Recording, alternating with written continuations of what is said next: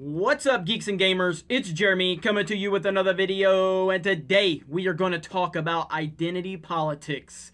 Disney's A Wrinkle in Time, from the single greatest filmmaker in the history of humanity, Ava DuVernay, at least according to the mainstream YouTube channels that has wanted to hype her up for the past year, even though she's basically done one good movie, I guess, in Selma, which I haven't seen. But generally speaking, it seems that a lot of people enjoyed that movie. And so all I can do is fall back onto the data of the movie, and it seemed to be somewhat positively received. So, but she also did a Jay-Z and Beyonce video, and that's the standard right there. That's the where you get to the point where you should do a Star Wars movie. But anyway, so the movie A Wrinkle in Time has been panned from critics, fans across the board. It's bad. It had a really bad opening weekend, and Ava DuVernay, the director. Now, before this movie came out, I was critical of her because of her identity politics, because I have said that she doesn't see anything other than race and gender, and she makes it very well known on Twitter, and I don't like her. I don't like anything about her. I don't like how she carries herself. I don't like her identity politics, etc. So now that the movie is out, now that the movie is getting destroyed by everyone, black people, white people, red people, orange people, green people, male, female, whoever, generally speaking, people don't like the movie. I haven't seen it, but I'm just speaking on the data. So on Twitter, a journalist named Kyle Buchanan tweeted, "I talked to Ava about one of the most subtle threads in A Wrinkle in Time, Meg's insecurities about her hair." And so apparently that's a storyline in the movie with the young girl's hair. I think, and you correct me if I'm wrong because I haven't seen it, I think she comes from a mixed race family. So that means that she has different hair than a lot of people. And that's an insecurity. So Ava DuVernay responds with, "You were the only Caucasian journalist of any gender to see it, understand it, and seriously ask me about it. Appreciate the chat, the sensitivity, and the writing." So, because you didn't do a good job of storytelling, and white people who haven't experienced this couldn't understand it, it's white people's fault.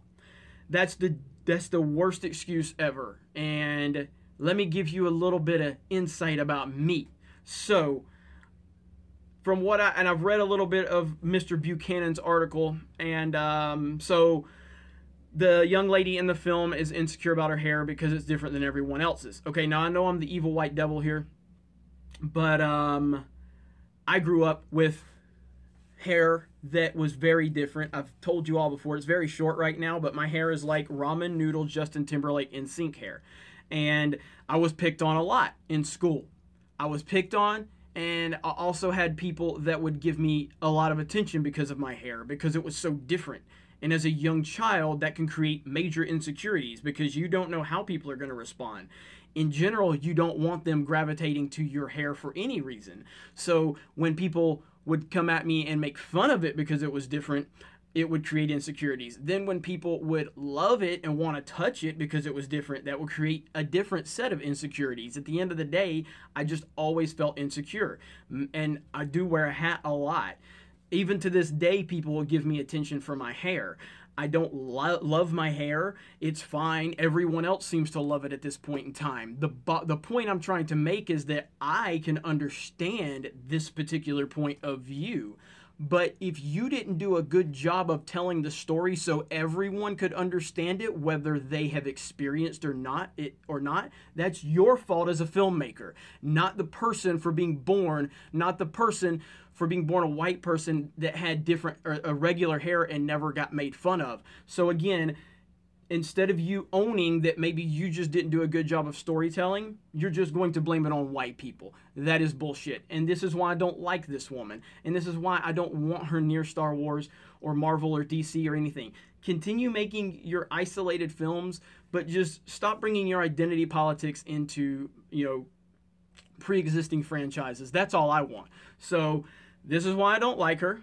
And she is going to continue to virtue signal and it is what it is. But I think it's absolutely laughable that she just decides, hey, you're the only white person to ask me about it and understand it. Like, is that all you see is race and gender?